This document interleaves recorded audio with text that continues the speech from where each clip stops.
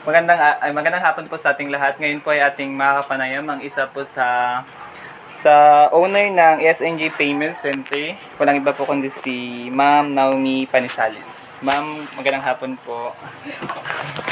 Ma'am, pwede pong ma-interview. Sige. Una po ma'am, ano po ang rehistradong pangalan ng inyong business po? SNJ Payment Center. SNG Payment Center. Actually, tatlong owner to. Ako, yung ate ko, Sheila May, tsaka si Queen Joy. Kaya SNJ siya kasi nga, Naomi, Sheila, Naomi, Joy. Kaya po. Ano-ano pong mga serbisyo po ang in-offer ng business niyo po? Yan, ATM withdrawals, just payment, airline ticketings, dami, remittances sa mga load sa TV, gano'n. Ang sunod po ma'am, gano'n na po katagal ang business na po ito? Ilang taon na po? Kaka 1 year lang ngayong 2023. Ibig sabihin, mga 2020 na po gano'n? Yung 22 September 8 nag-start yung opening namin, September 8. Tapos, itong kaka 1 year lang, itong September 8. 23 na. Ngayon. Hindi na, advance ako dun na. Hindi ha. Sunod po ma'am, maaari po bang malaman kung paano po nagsimula or kung ano po nagtulak sa inyo para po magpatayo po ng ganitong business?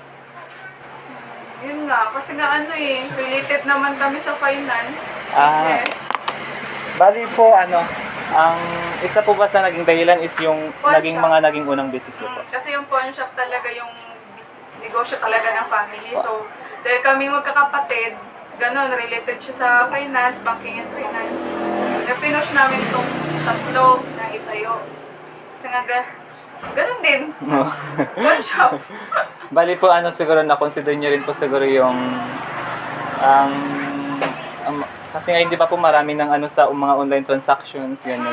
Mostly dito sa Araceli kasi, more on online transactions na. Di ba marami na pumapasok ng mga package, online business, Po. mga orders, tapos ATM withdrawal, more on ATM withdrawal talaga yung mga tao dito. Tapos, dahil nga marami na rin mga tao, dami naghahanap ng mga ticketing kaya pinasok na rin talaga namin. Kaya nga po, ang gandang Oo.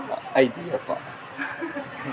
Considering po our age now, or alam naman po natin na we are now in modern world, at marami na pong makabagong teknolohiya sa ngayon, ang inyong business po ba ay ikinoconsider mga modern technology po sa ngayon? Sobra. Kasi before naman, puro keypad lang, di ba? Kaya nga po. Ngayon, magsuswipe ka, naka-touchscreen na, Ay, kanon na, wifi.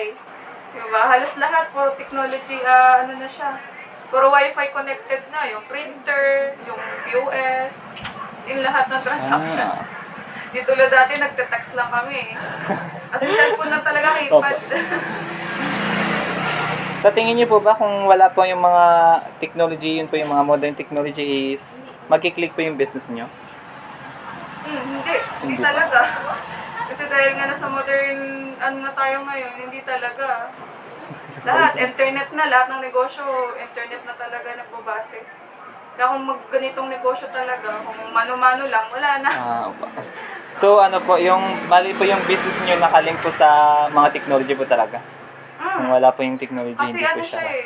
lalo na kapag ganitong remittance ka, connected ka sa lahat. Kailangan talaga more on internet. Sige, last na lang po. Ano pong since 1 year na lang, more than 1 year pa lang po ang inyong business, may mga challenges na po kayong na-encounter or? Like, pa lang, regular mga tawag dito, compliant namin, compliance, technical error. Halimbawa, nagkaroon ng error sa internet. So, yun yung kauna-unahan namin. Technicalities na dapat ma-solve kaagad yung hirap. Tapos, computer, di ba? Nasira yung computer, nasira yung computer namin. So, hirap kami mag-transact kasi wala kaming backup sa 1 year. Nakadepende talaga siya sa... Nakadepende lahat sa Kung halimbawa, printer na naman, yung printer kasi daily mo talaga siya ginagamit for transactions. Pag yun nasira, ka rin. parang hanap ka na naman another option kung paano mo siya baback upan. So, mano-mano ka masusulat sa resibo. Hindi na siya magpiprint kasi, di ba, hindi na siya automatic na pagbigay mo sa customer, may print na Kaya yun nga na. Resibo na ngayon, mano-mano pag nasira si printer. Dito lang. Sige po ma'am, thank you po. Doon na lang po.